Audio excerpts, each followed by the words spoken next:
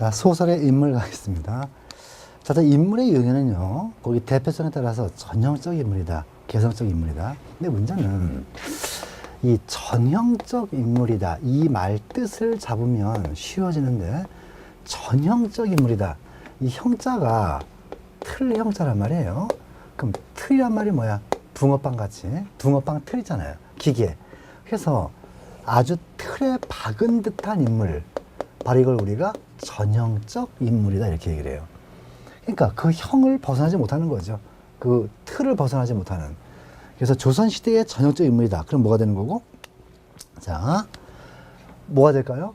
그럼 충, 효, 예열. 그럼 충의 대명사 이순신, 뭐 효의 대명사 심청이, 연료의 대명사 춘향이, 뭐 이런 식이죠. 그 틀을 벗어나지 못하는, 이걸 전형적이다, 이렇게 얘기하는 거고. 그럼 여기에 비해서 개성적 인물이다, 이 말뜻은 뭐야? 톡톡 튀는. 그래서 그 사람이 아니면 안 되는, 자, 이런 걸 우리가 개성적 인물이다, 이렇게 얘기합니다. 그래서 전형적 인물, 개성적 인물 잘 봐두시고요. 자, 또 하나는 성격 변화에 따라서 그러네요. 평면적이냐 입체적이냐. 요거는 평면적이란 말은 처음부터 끝까지 성격의 변화가 단 한 번도 없는 거, 이걸 평면적이라 그래요. 가장 대표적인 게 춘향이와 심청이 같은 경우죠. 단 한 번도 이 내용을 음식해 본 적이 없고요. 단 한 번도 아버지가 눈 뜨는 거에 대해서 의심해 본 적이 없어요. 근데 여기에 비해서 입체적임이라는 건 그게 아니죠. 주어진 상황에 따라서 그때그때 변하는 거, 요걸 입체적이라고 합니다. 가장 좋은 예가 그 김동인의 감자에서 복녀 같은 인물이죠. 그때그때마다 애가 성격이 달라지고요. 또 선우희의 불꽃에서 고현 같은 인물이죠. 얘도 어때요? 고현이도 성격의 변화가 그때그때 일어나잖아요. 이런 걸 우리가 입체적입니다. 자, 출제 포인트는 당연히 입체적 인물, 여기가 출제 포인트가 되겠지. 잘 좀 봐두시고. 자, 인물과 갈등의 유형 가겠습니다. 자, 일단 소설체 중에 갈등인데, 그럼 갈등의 양상을 좀 볼게요. 5가지가 있잖아요, 그죠? 한 개인의 내면적 갈등이라는 게 있고요. 그 다음 개인과 개인의 갈등이 있었고, 그 다음 개인과 사회와의 갈등이 있었고, 그 다음 개인과 운명 간의 갈등이 있었고요. 또 하나는 뭐가 있었습니까? 사회와 사회와의 갈등이 있었다, 이렇게 볼 수 있겠네. 그럼 한 개인의 내면적 갈등이란 혼자 어떻게 해야 될지 이거를 고민하는 거, 이게 한 개인의 내면적 갈등이고, 가장 좋았던 예가 뭐 이상의 날개에서 보이는 게 한 개인의 내면적 갈등이고요. 자, 그 다음에 개인과 개인의 갈등은 둘이 싸운다는 얘기죠. 그래서 우리가 그 동백꽃이라는 걸 보면은 거기 이성의 눈을 뜬 점순이와 아무것도 모르는 나와의 갈등. 다 개인과 사회의 갈등, 레이디메이드 인생이죠. 최만식. 자, 여기서 나는 그 일본에서 경제학을 전공한 수재예요. 근데 문제는 그 당시에 사회 현실이 식민지였고요. 내가 취업할 수가 없어요. 준비된 개인과 이거를 받아들이지 못하는 사회와의 갈등. 자, 개인과 운명 간의 갈등. 이건 가장 대표적인 게 김동리의 역마라는 거죠. 자, 성기, 계연이 이 관계지. 처음에는 둘이 아무것도 몰랐지만 나중에 계연이가 성기의 이모라는 걸 알게 되는 거예요. 이모인 줄 알고는 사랑할 수가 없는 거잖아. 그래서 운명과의 갈등이었다, 이 얘기고. 자, 사회와 사회의 갈등. 가장 대표적인 예가 김정한의 사하촌이었었고요. 그래서 성동리 마을과 보광리 마을, 그죠? 이쪽은 보광리 마을, 거두는 자의 마을이고, 이쪽은 성동리 마을, 이쪽은 내는 자의 마을, 이쪽은 소장농의 마을이고요, 이쪽은 지주의 마을이고요. 보광사라는 절, 그죠? 그래서 결국은 이 마을 전체와 이 마을 전체의 대립, 바로 사하촌이었었어요. 그 다음에 문여도를 잠깐 보고 갈까요? 자, 이 문여도에서는 바로 엄마와 그 아들의 대립인데요. 근데 얼핏 보면 이게 엄마와 대립을 봐서 개인과 개인이지만 그게 아니에요. 엄마는 무당이잖아요, 그죠? 샤머니즘이고요. 아들은 기독교였습니다. 그래서 표면적으로는 엄마와 아들이 싸우는 거지만 그 속에는 샤머니즘과 기독교와의 대립이었다. 기출문제예요, 이거는. 그래서 사회와 사회와의 갈등으로 보아야 된다. 자, 이렇게 보면 되겠네요. 그래서 개인의 내면적 갈등부터 시작해서 다 봤고. 자, 소설 배경의 기능을 잠깐 볼까요? 일단 배경이라는 거는 크게 갑시다. 주제 형성에 기여하죠. 인물의 심리상태나 사건의 전개를 암시하죠. 그 사건의 전개를 우리가 복선이다 이렇게 배웠고요. 사실성을 부여하고 현장감을 줍니다. 상징적 의미를 부여해요. 이렇게 배경은 크게 네 가지의 역할을 한다는 겁니다. 근데 이제 주제 형성에 기여한다. 여기서 이제 가장 대표적인 게 바로 이효석의 메밀꽃 필무렵이라는 거죠. 김동리의 영마 마찬가지고요. 다 배운 겁니다. 다음에 사건 전개 암시, 현진건의 운수 좋은 날. 바로 복선인데 진눈깨비가 내리는 어느 날 이렇게 시작하잖아요. 그죠? 자, 최서혜의 홍염.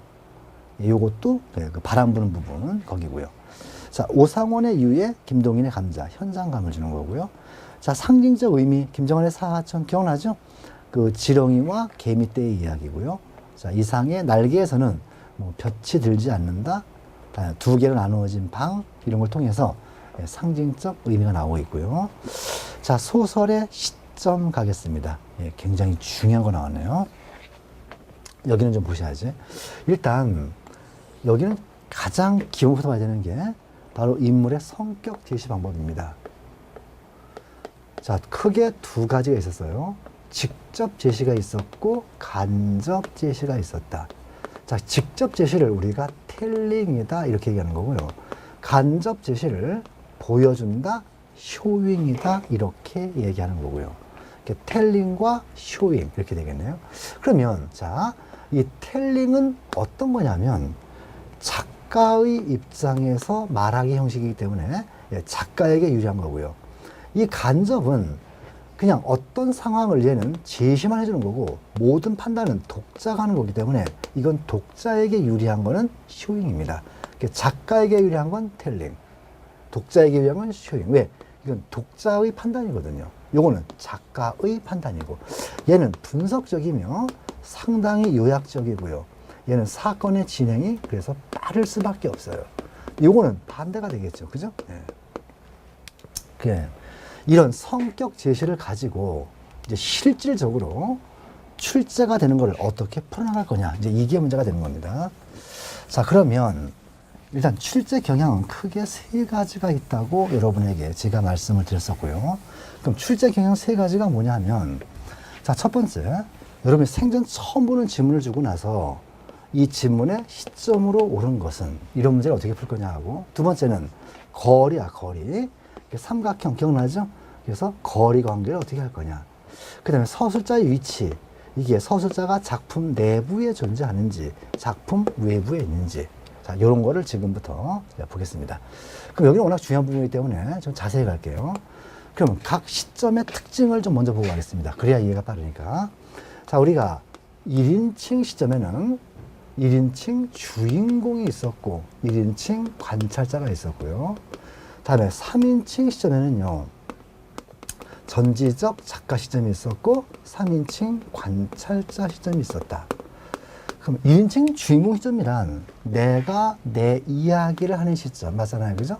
내가 내 이야기. 그러다 보니까 가장 주관적일 수밖에 없었고요.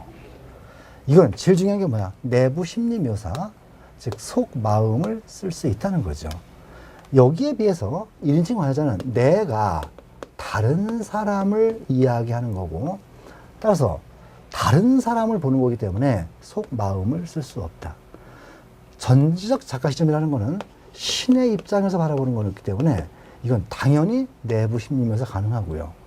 자, 3인칭 관찰자는 이것도 내부 심리묘사를 할 수 없다. 일단 요거를 가장 기본적으로 아셔야 되는 거고, 그럼 이제 자, 우리가 문제 푸는 방법은 이걸 거꾸로 가는 거죠, 이제. 그럼 지금 봐라. 내부 심리 묘사 할 수 있는 게 뭐밖에 없어요? 1인칭 주인공이랑 전지적 작가는 내부 심리가 가능하고요. 여기에 비해서 내부 심리가 안 되는 거, 1인칭 관찰자와 그 다음에 3인칭 관찰자는 내부 심리 묘사가 안 되잖아요. 그럼 여러분이 이 지문을 읽어보시고 이 지문을 읽을 때 가장 조심할 게 뭐라고요? 내부 심리 묘사가 있는가 없는가. 쉽게 얘기해서 이 사이에 생각이나 느낌이나 꿈 이야기가 있는가 없는가. 요걸 빨리 판단해가지고 요게 있으면 이쪽이고 없으면 이쪽이라 그러잖아요. 그럼 생각이나 느낌이나 꿈이 있어. 근데 시작을 뭘로 하고 있어? 나는 이렇게 하고 있어. 그럼 1인칭 주인공이고요. 이건 그게 아니고 뭐 영미는, 순이는, 담징은, 그는 이렇게 3인칭이 나오면 이건 무조건 뭐다? 전지적 작가 시점이다. 쉽게 얘기해서 내부 심리 묘사가 있으면서 나라고 나오는 건 1인칭 주인공밖에 없다. 근데 내부 심리 묘사가 있으면서 3인칭으로 나오면 이거는 무조건 전지적 작가 시점이다. 근데 앞만 봐도 생각이나 느낌이나 꿈이 없더라고요, 여기에. 그러면서 뭐라고 나와? 나는 하고 나오면 1인칭 관찰자고요. 근데 3인칭 관찰자는 이게 없으면서 뭐라고 나와? 마찬가지로 3인칭이니까 영미는, 순이는, 상민이는. 자, 이렇게 나오면 이게 바로 뭐야? 3인칭 관찰자입니다. 첫 번째 문제, 이건 풀었고요. 자, 두 번째 문제 갑시다. 거리에 관한 문제인데요. 이건 우리가 이쪽을 작가라고 보고 여기를 독자라고 보고 여기를 작품이라고 보았을 때, 자, 작가와 작품 간의 거리가 가까운 것은, 가깝다는 건 뭐라 그랬어요? 텔링이라 했잖아요, 그죠, 아까. 그래서 작가에게 유리한 거는 텔링. 그럼 이 중에서 가장 유리한 게 뭐라 했어요? 우리가 1인칭 주인공 시점이다. 그러면 독자와 작품 간의 거리가 가장 가까운 것은, 그럼 독자에게 유리한 건 뭐라고 배웠어요? 아까 쇼잉이라고 배웠잖아요. 그럼 쇼잉 중에서도 가장 유리한 건 뭐다? 3인칭 관찰자 시점이었다. 그 다음, 작가와 독자와의 거리가 가장 가까운 것은, 이것도 내서 텔링.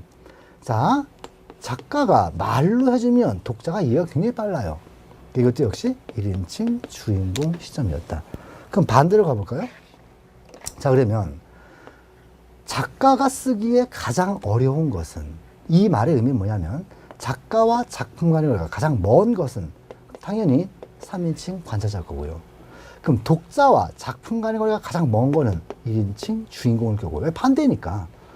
마찬가지로 작가와 독자의 거리가 가장 먼 거 역시 3인칭 관찰자 이렇게 나오겠지.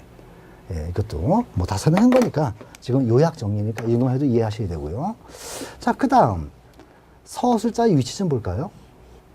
서술자가 작품 내부에 존재하는가, 서술자가 작품 외부에 존재하는가, 이 문제인데, 서술자가 작품 내부에 있다는 얘기는 뭔 얘기냐면, 이거는 자, 1인칭 주인공이나 1인칭 관찰자는 서술자가 등장 인물 중에 한 명이라고요. 그럼 당연히 내부에 있는 거고, 그게 아니라 자, 3인칭 관찰자는 서술자가 뭐라 했어요? 연극을 보러 온 관객의 입장이고요. 다음에 전적 작가 시점은 이건 신이야, 신. 그러니까 하늘에서 보고 있는 거고. 삼관과 전작은 작품 외부에 있는 거고. 기억나시죠? 일주와 일관은 서술자가 작품 내부에 존재한다. 시점에서는 요거 세 개만 정확히 잡으면 뭐 더 이상 틀릴 게 없다는 거. 근데 이 시점은 굉장히 중요하다는 거. 그래서 거기 출제 유형 다루기까지 다 준비되어 있으니까 참고로 보시고요. 그 다음에 이제 극갈래로 가겠습니다. 그래서 희곡과 시나리오 갈 건데, 일단 희곡은 뭐고요? 연극의 대본이고요. 시나리오는 뭐고요? 영화의 대본이 되는 겁니다. 뭐 다 아는 거지만.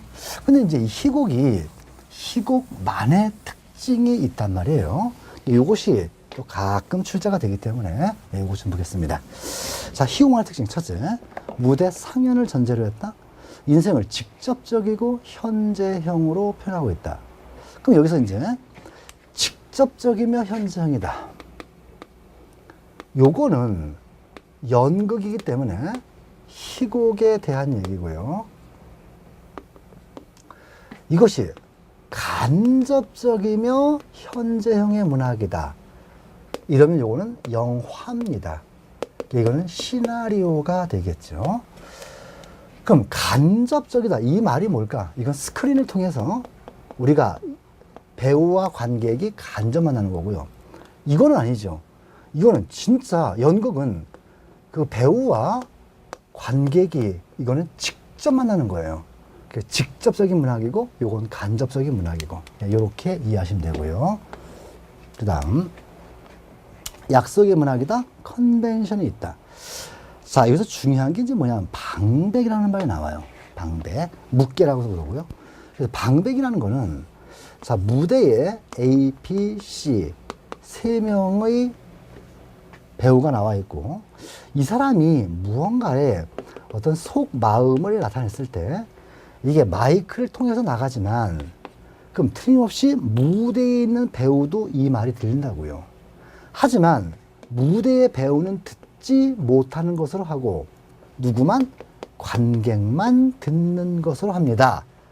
라는 약속이 이미 되어 있는 거야. 이런 걸 우리가 컨벤션이라고 얘기하는 거고 이때 이 속마음을 나타내는 방법을 우리가 방백이다. 자, 이렇게 얘기하는 거죠. 그래서 희곡을 뭐라 그래? 약속의 문학이다. 이렇게도 볼 수 있다는 거예요. 자, 희곡의 제약 좀 보겠습니다. 자, 시간과 공간의 제약. 거기 키노 드라마. 그래서 연극하시는 분들이 그 연극의 공간적 제약을 극복하기 위해서 영화의 기법을 도입했죠. 이걸 우리가 키노 드라마라고 하는 거고요. 자, 직접적인 심리 묘사가 불가능하고요. 문학관에 중 가장 제약이 심하다. 왜? 모든 걸 무대 내에서 끝내야 되기 때문에 그래요. 자, 희곡에 갈려가겠습니다. 이건 시나리오도 마찬가지예요. 창작 희곡이다, 각색 희곡이다. 이거는 이걸 하기 위해서 최초로 이걸 써낸 거예요. 이전에는 없던 이야기입니다. 이거를 창작 시나리오, 창작 희곡. 근데 각색이라는 건 그게 아니고요. 이미 다른 문학관례에 있는 거야. 그게 소설이나 뭐 수필이나 다른 문학가에 있는 거를 이걸 연극이나 영화를 찍기 위해서 형태를 바꾼 거. 이거를 각색이다. 이렇게 얘기하는 거고요. 자, 레제와 비넨. 이건 아무것도 아닌데 기출문제가 참 많았었어요. 우리 희곡에는 레제 드라마라는 게 있어요. 이거는 연극을 하기 위해서가 아니라 그냥 문학 작품으로서 그냥 읽기 위해서 만드는 거. 이걸 레제 드라마다. 이렇게 얘기하는 거고요. 그럼 읽기 위한 게 있으니까 당연히 연극 상연을 목적으로 생겼을 거 아니에요. 이걸 우리가 비넨이라고 한다. 얘는 목적 자체가 상연이 목적이고 레제는 그냥 읽기 위한 문학으로서의 희곡. 그래서 레제와 비넨 요거 잘 좀 봐두시고요. 자, 그 다음에 시나리오의 구성 단위. 자, 컷이 모여서 씬을 이룬다. 요거만 기억하시면 되는데 자, 씬이라는 거는요 하나의 장면 번호에 씬이 들어가는 거죠. 강의실 씬 이런 식으로. 자, 컷이라는 거는 카메라를 움직이지 않고 딱 한 번에 찍어낸 필름, 이거를 컷이라고 하는 거고, 뭐 이 정도면 됐네요. 거의 희곡과의 비교해서 공통점 별로 의미가 없고요. 차이점, 이게 출제 포인트인데 보겠습니다. 자, 희곡은 입체적인 거에 비해서 시나리오는 평면적이다. 뭐 알잖아요, 그죠? 자, 희곡은 문학성이 강해요. 아까 했잖아, 레제 드라마. 근데 시나리오는 영화, 그러니까 기계성이 강하죠. 희곡은 표현상의 제약이 정말 많아요. 근데 시나리오, 영화는 거의 없다고 보시면 돼요. 그 컴퓨터 그래픽이나 특수 효과를 통해서. 요즘 나오는 영화 보면은 뭐 거의 뭐 인간이 상상하는 모든 걸 다 만들어내잖아요. 그죠? 자, 희곡, 순간 예술 한 번으로 끝이에요. 시나리오는 필름으로 보존됩니다. 그 다음에 희곡은 등장인물의 수에 영향이 있지만 영화는 전혀 영향이 없습니다. 자, 시나리오 용어, 출제 포인트죠. 자, see you, close up, 집중 확대시키는 기법이고요. CG, 컴퓨터 그래픽, 콘티, 영화 촬영 대본이고요. 더블 익스포저, 이중 노출이고요. 오버랩, 자, 과거로 들어가는 부분이고요. 이건 굉장히 중요합니다. 오버랩은 꼭 알아두시고요. FI, 화면이 점점 밝아오는 거죠. FO, 화면 끝나는 거고요. 인서트, 삽입이고요. 그 다음에 뭐 로케이션, 그 다음에 이펙트, 효과음, 미니어처, 모형 촬영 이런 것 좀 봐주시면 되겠네. 자, 이렇게 해서 여러분들은 이제 문학 파트를 모두 마치고 이제 비문학 파트로 가겠습니다. 그럼 거기 보시면 쓰기, 이 쓰기에서 출제 포인트는 역시 순서죠. 예, 다음 중 쓰기의 순서가 맞게 짝지어진 것은. 그래서 그거 꼭 기억하시면 돼요. 주제의 설정. 제일 먼저 중요한 게 주제 설정이죠. 뭐에 대해 쓸 것인가. 이게 가장 중요해요. 그럼 뭐에 대해가 결정이 되면 거기에 대한 자료를 수집해야 되겠죠. 그럼 자료가 수집됐으면 어떤 거를 앞에 놓고 어떤 걸 중간에 놓고 어떤 걸 끝에 놓을 것인가. 이걸 구상 및 개요 작성이라고 하는 거고요. 그럼 뼈대가 됐으니까 이제 써야죠. 이걸 집필이라고 하는 거고요. 그 다음에 퇴고라는 건 뭡니까? 이제 글을 끝맺는 거, 다시 한번 검토하는 거, 이걸 퇴고라고 하는 거고요.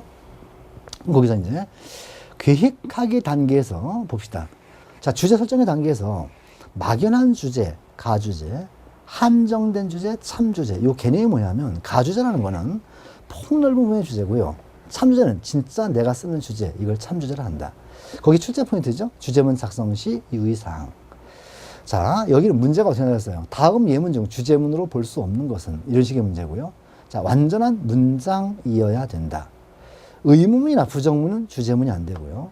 지금 이제 여러분들은 문학 파트가 끝났기 때문에 비유적인 표현, 즉 수사법을 쓰면 안 됩니다.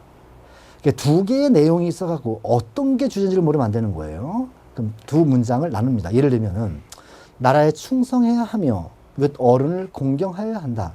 그럼 이제 뭐 하자는 거야? 안 되니까 이건 두 문장을 나누어서 나라에 충성합시다, 윗 어른을 공경합시다, 이렇게 두 문장이 돼야 되는 거예요. 자, 주제를 명확히 나타내기 위해서 모호한 표현을 피한다. 확신이 없는 표현. 이게 뭐냐면 어떤 예요? 끝에 가서 뭐뭐라고 생각한다. 자, 이런 식의 표현 안 된다는 거고요. 불명료하고 모호한 표현, 독자가 이해할 수 없는 거 안 됩니다. 쉽게 얘기해서, 자, 횡단보도 앞에, 아니지. 자, 족이 외국에 보내는 것은 여러 문제점을 발생한다. 이러면 안 된다는 거지. 도대체 그 여러 문제점이 뭔지를 독자가 모른다는 거예요. 그래서 어떻게 된다 했어요? 자, 족이 외국어 공부는 영어를 배우는 장점은 있지만 우리말을 잊어버린다는 문제점이 있다 해서 그 문제점이 뭔지를 분명히 밝혀줘야지. 그냥 여러 문제점, 이러면 독자가 이해할 수 없다는 거죠. 자, 일관성이 없거나 모순되는 표현을 피한다. 여기서 모순이라는 말이 한 문장 내에 긍정과 부정이 동시에 있는 걸 모순이다, 이렇게 된단 말이야. 이건 안 된다는 거죠. 그 다음에 쭉 내려가서 5번 퇴고 가겠습니다. 퇴고의 3원칙, 이거 몇 번 나왔던 건데, 자, 제1원칙이 첨가 또는 부가의 원칙입니다. 내가 쓸 내용이 빠졌어. 그럼 써놓아야 될 거 아니에요. 그죠? 자, 삭제, 풀이한 거 지워버려요. 여기 중요한 거, 생략이 아니라는 거. 이게 생략이 아니라 삭제입니다. 재구성, 그래 순서를 바꾸는 거죠. 그래서 퇴고의 원칙이 아닌 거, 주제 변경의 원칙, 생략의 원칙. 자, 이런 말은 없다는 거 주의하시고요. 자, 글의 전개 방식을 좀 보겠습니다. 자, 글을 어떻게 쓸 것인가. 자, 글의 전개 방법에는 크게 두 가지가 있어요. 자, 정태적 방법이라는 게 있고요. 동태적 방법이라는 게 있습니다. 그럼 정태적은, 동태적부터 갈게요. 얘는 시간성과 움직임이 고려되게 쓰는 거고요. 정태적은 이게 필요가 없는 거죠. 그러니까 여기는 뭐가 있어요? 확인, 지정, 설명, 비교, 대조, 분류, 분석, 유추 이런 게 있고요. 여기는 이제 뭐가 있어요? 서사라는 게 있었고, 과정이 있었고, 인과가 있었다. 요거를 구별하는 거. 요게 또 출제 포인트를 썼잖아요. 자, 서사라는 건 뭐냐면, 자, 시간에 따르는 움직임이 나오는 게 서사고요. 과정은, 그래서 얘는 뭐가 해당하는 거고, 과정은, 그래서 그게 어떻게 되었다고, 어떻게 해당하는 걸 과정이라고 하는 거고, 인과는 왜 그런 건데, 요 왜에 해당하는 걸 인과라 한다. 자, 1987년 6월 10일 서울 광화문 궁전에서는 60 민주항쟁이 일어났다. 뭐가 일어난 거야? 민주항쟁이. 서사죠. 근데 이게 어떻게 됐다고? 전국으로 확산되었죠. 근데 그게 왜 일어난 거야? 전두환 독재 정권을 타도하기 위해서. 요거는 이유니까 당연히 인과고요. 이거 과정은 뭐야? 어떻게 되었다고? 전국으로 과정이죠. 이런 걸 맥을 잘 잡으시면 문제가 풀린다는 거지. 한 번씩 한 거니까. 자, 읽기 가겠습니다. 자, 독서의 과정. 이것도 제일 중요한 거, 순서죠. 그리고 하나하나의 개념을 잡아야지. 자, 거기 보시면 같은 글을 읽어도 다르게 이해한다. 그 이유가 뭐냐 이거죠. 그 이유. 배경 지식이 다르기 때문에 그래요. 자, 보겠습니다. 익은 벼가 고개를 숙인다. 그럼 요 예문을 좀 보게요. 그럼 판독, 이해, 해석, 반응 요 네 개가 순간에 했는데, 그럼 판독이라는 건 뭐냐면은 글자 그대로 단어의 사전적 의미. 이해는 뭐야? 단어의 문장의 사전적 의미. 그 다음에 해석. 이게 이제 뭐랍니까? 그럼 나도 많이 배우면 겸손해야겠구나. 그냥 반응. 따라서 나도 겸손해야겠구나. 요 순서. 그래서 이건 기출문제예요. 판독, 이해, 해석, 반응. 그런데 이게 중요한 게 우리가 배경 지식이라는 게 있거든요. 그 배경 지식이 동원되는 단계, 그게 해석의 단계입니다. 그건 별도로 알아두시고요. 자, 그 다음에 이제 문단과 문단 사이의 관계를 좀 보겠습니다. 자, 이거를 배우는 이유는 뭐냐면, 자, 우리가 출제 유형 중에 가와 나의 두 개의 문단을 주고 나서, 자, 다음 중 가와 나의 문단 관계를 바르게 밝힌 것은, 자, 이런 식의 문제를 풀기 위해서 이걸 하는 거죠. 자, 그러면 좀 봅시다. 일단 문단이라는 거는 어떤 문단이냐면, 주지 문단이라는 게 있고, 부속 문단이 있고, 두 개가 있어요. 주지 문단이란 필자가 하고 싶은 말이 담겨 있는 게 주지 문단이고요. 부속 문단이란 이거를 뒷받침하는 문단을 우리가 통틀어서 부속 문단이다, 이렇게 얘기합니다. 그래서 여기 보시게 되면은, 자, 부속 문단 첫 번째, 상술 문단이 있고요, 부연 문단이 있고요, 예시 문단이 있고, 전제 문단이 있습니다. 그러면, 자, 여러분들은 상술은 무시된다 그랬고, 그럼 결국 요걸 가지고 이제 두 갈씩 구성이다라고 하게 되면은, 가와 나 중에서 가가 주지문단이라는 얘기죠. 왜? 두가 머리 숫자잖아. 즉 주지문단이 앞에 있다 이 얘기고요. 그럼 미과식 구성이다 이 말 뜻이 뭐야? 미과식이란 말은 가와 나의 두 개의 문단에서 나가 주지문단이라는 얘기예요. 왜? 미는 꼬리 밑자니까. 그래서 꼬리에 주제가 있다. 그럼 이럴 때 미과식 구성이면은 가는 무조건 뭐라 그랬어? 전제문단이다. 전제와 주제 관계가 되는 거고, 여기가 만약에 주지 문단이다. 그럼 두 중에 하나를 썼잖아요. 그죠? 부연 문단 아니면 예시 문단이다. 그럼 부연 문단은 뭐고? 이건 이론적 뒷받침이고요. 예시 문단은 구체적 사례를 제공한다. 이렇게 이해하시면 됩니다. 그래서 두 갈식 구성, 이갈식 구성. 그럼 이제 본론 가가지고. 그럼 결국은 여러분들은 시험장 가서 가와 나의 두 개의 문단을 주고 다음 중 가와 나의 문단 관계를 바르게 밝힌 것은 이런 문제가 나면은 결국은 뭔 얘기입니까? 결국은 주제 파악이에요. 주제 파악. 도대체 필자가 하고 싶은 말이 여기에 있느냐, 여기에 있느냐. 이것만 잡아내면 답이 나오죠. 만약에 여기가 주지 문단이다. 그럼 이거잖아요. 그럼 전제와 주지 나오는 거고. 만약에 여기가 주지 문단이다. 그럼 두 중에 하나라니까? 주지와 부연이냐, 주지와 예시냐. 근데 이건 바보 아니면 다 맞아요. 예, 부연과 예시 구분 못한다. 이건 말이 안 되거든요. 그래서 결국은 주제 파악 문제가 되겠다. 자, 이렇게 볼 수 있겠죠. 자, 그 다음 문단의 단락 구성 원리를 좀 보겠습니다. 자, 여기서 이제 통일성이라는 게 있고요, 일관성이라는 게 있었고요, 완결성이라는 게 있었습니다. 자, 통일성의 개념은 뭐였어요? 자, 주지 문단이 나오고 이 뒤에 이제 부연이나 예시가 나와야 되는데, 이 부연이나 예시 문단의 내용은 주지 문단과 같은 내용만 와야 된다. 이거를 통일성이라 그랬어요. 그러면 여기에 비해서 완결성은 뭐냐면은, 자, 여기에 주지 문단이 있고 여기에 예시 문단이 있으면 이 주지 문단에 나온 얘기는 하나도 빠짐없이 예시 문단에 다 나와줘야 돼요. 그래서 하나도 빠짐없이 이 개념이 완결성의 개념이었고요. 그럼 우리가 이제 일관성은 뭐였냐면, 이건 논리성인데요. 그래서 자, 봅시다. 첫 번째 제일 중요한 건 뭐냐면 지시어와 접속어의 쓰임을 정확하게 하고 있는가. 지시어와 접속어의 쓰임이 제일 중요한 거고, 자, 두 번째는 가, 나, 다, 라 네 개의 문단을 주고, 자, 다음 중 이 문단의 논리적 순서를 바르게 잡은 것은 뭐 이런 식의 문제. 이게 바로 여기서 출제가 되는 거라고 얘기했었어요. 지시어를 정확히 써야 되고 접속어를 쓰는 문제, 그리고 문단의 순서를 바로 잡는 문제. 이게 바로 일관성의 문제였다. 그럼 우리 잠깐 좀 보고 갈까요? 출제 유형 분석 좀 봅시다. 그의 공부방은 지저분하였다. 이게 주지 문단이지. 그럼 이 뒤에 얘기는 뭐만 나와야 돼? 지저분한 얘기만 나와야 된다 했잖아요. 그죠? 근데 거기 보니까 니은 봐봐. 벽에는 그림이라고는 한 장도 걸려있지 않았다. 이렇게 돼 있잖아요. 그게 정답이란 얘기죠. 자, 말하기. 이건 간단해요. 토론과 토의의 차이점. 이게 이제 집중 취재 부분인데, 거기 보시면, 자, 논제에 대해서 찬반으로 대립되는, 일단 찬성과 반대가 나온다? 이건 무조건 토론입니다. 자, 그래서 토론이라는 것은요, 찬성과 반대의 두 그룹이 어느 한쪽을, 다른 한쪽을 논리적으로 설득해가는 과정. 이게 토론이고, 토의는 그게 아니고요. 여러 개의 의견 중에서 최선의 의견은 무엇인가? 이 최선의 방안을 찾아 나가는 것. 이걸 우리가 토의라 한다.